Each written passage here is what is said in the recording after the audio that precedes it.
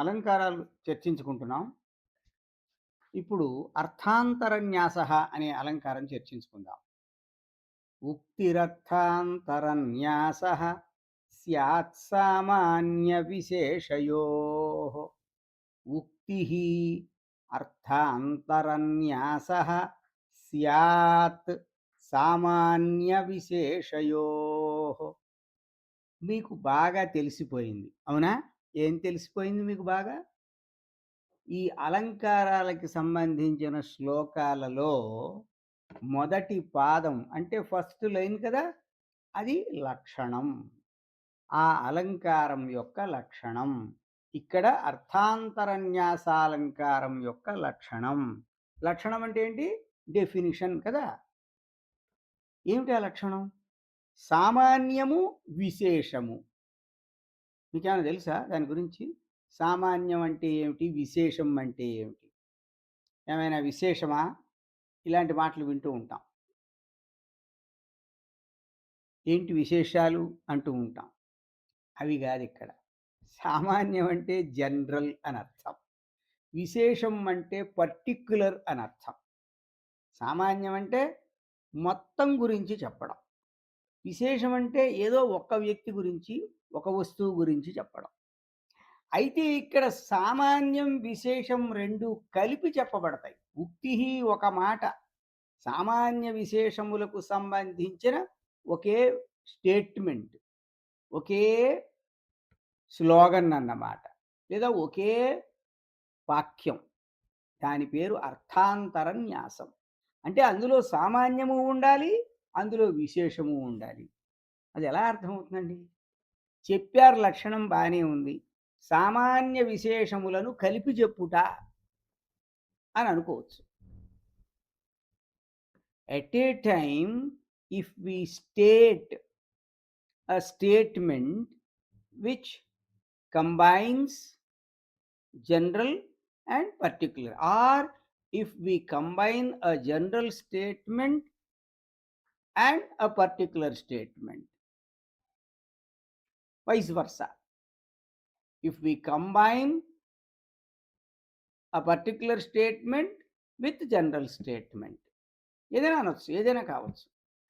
ఏది ఏమైనప్పటికీ కూడా ఎగ్జాంపుల్ అంటే ఉదాహరణం విన్న తర్వాతే మనకి బాగా అర్థమవుతుంది. చూడండి, ఏదో పెద్దవాళ్ళు బాగా సంస్కృతం చదివేసుకుని విపరీతంగా చదివేసిన వాళ్ళు, వాళ్ళకి ఇవన్నీ అలవాటు కాబట్టి వాళ్ళకి అర్థమవటం లక్షణం చెప్పగానే వేరు. స్టూడెంట్‌కి, విద్యార్థినికి ఆర్ విద్యార్థికి, మీరంతా విద్యార్థినులు కదా! మన మారిస్టలాలో అందరూ బాలికలే కదా చదువుకునేది. ఇది మహిళా కళాశాల కదా! అందుకని విద్యార్థినులకు మనం ఉదాహరణం చెప్పాలి. చెప్పిన తర్వాత వాళ్ళకి అది చాలా తేలికగా తెలిసిపోతుంది. ఇంతేనా అనిపిస్తుంది కూడా. కాబట్టి మనం ముందు ఉదాహరణలోకి వెళ్ళిపోదాం. హనుమానబ్ధిమతరత్ దుష్కరం కిం మహాత్మనాం. హనుమాన్ అంటే హనుమాన్. హనుమాన్ అంటే మీలో తెలియని వాళ్ళు ఎవరోయ్? ఎవరైనా ఉన్నారా? హనుమాన్ అంటే ఎవరు? హనుమంతుడు. హనుమంతుడు అంటే ఎవరు? రామాయణం అంటే రామకథ, రాముడి యొక్క స్టోరీ. అందులో ఒక ముఖ్యమైన పాత్ర, కీ రోల్ అంటావే నువ్వు. హనుమంతుడు చాలా ముఖ్యుడు, రాముడికి చాలా దగ్గరవాడు. రామదూత అని పేరు ఆయనకి. ఆ హనుమంతుడు ఏం చేశాడు? అబ్ధిం అతరత్. అబ్ధిం సముద్రమును, అతరత్ దాటెను. Hanuman crossed the ocean. హనుమంతుడు సముద్రమును దాటెను. ఇది ఎవరి గురించి చెప్పారు? ఇది జనరల్ స్టేట్మెంటా? ఒక హనుమంతుడి గురించి చెప్పారు కాబట్టి పర్టిక్యులర్ స్టేట్మెంట్. ఇది విశేషం, విశేష వాక్యం. దాని పక్కన ఏముంది? దుష్కరం కిం మహాత్మనాం.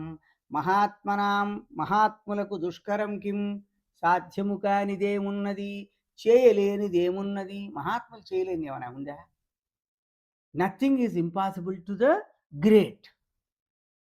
గ్రేట్ మహాత్మనం అంటే great, great people. For them nothing is impossible.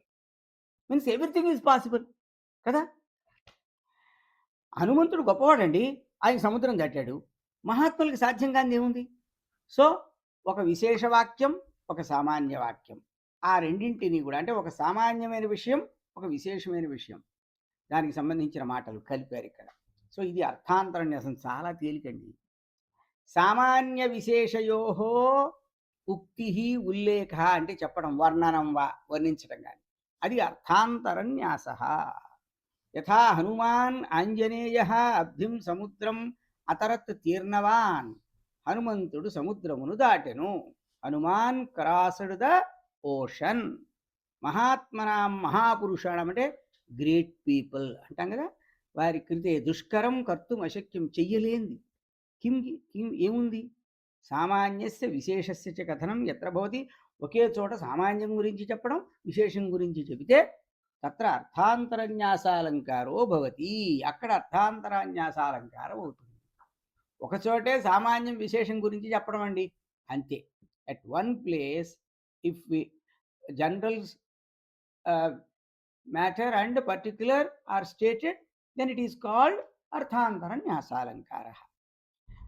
అర్థాంతరన్యాసాలంకారస్య యోజనాద్వయోః వాక్యయోః మధ్యే భవతి.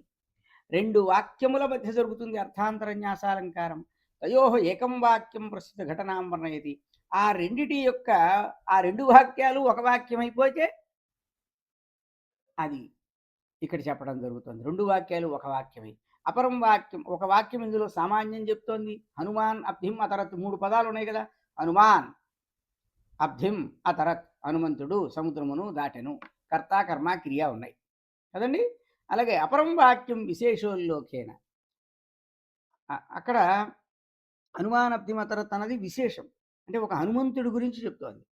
మరి సామాన్యం ఏమిటి దానికి? దుష్కరం కిం మహాత్మనాం, మహాత్ములకి సాధ్యము కానిది ఏమున్నది. ఆ మూడు మాటలు అక్కడ. అక్కడ కర్త కర్మ క్రియ ఉన్నాయి, అంటే ఓ వాక్యం అది.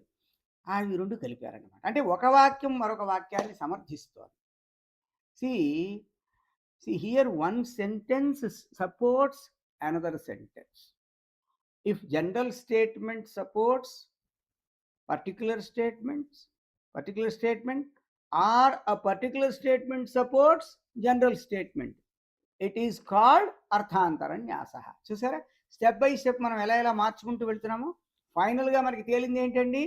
సామాన్య వాక్యము విశేష వాక్యమును సమర్థించుట, విశేష వాక్యము సామాన్య వాక్యమును సమర్థించుట. అంటే ఒక వాక్యం ఒకదాన్ని ఒకటి సపోర్ట్ చేస్తుంటాయి, సమర్థిస్తూ ఉంటాయి. సమర్థించడం, ఎస్ కరెక్టే కదా, ఇది నిజమే, అవును అని అనిపించేటట్టుగా ఉండడం. ఈ విధంగా ఇది అర్థాంతరన్యాసాలంకారమైంది. చాలా తేలికగా మనకు అర్థమైంది, అర్థమవుతుంది.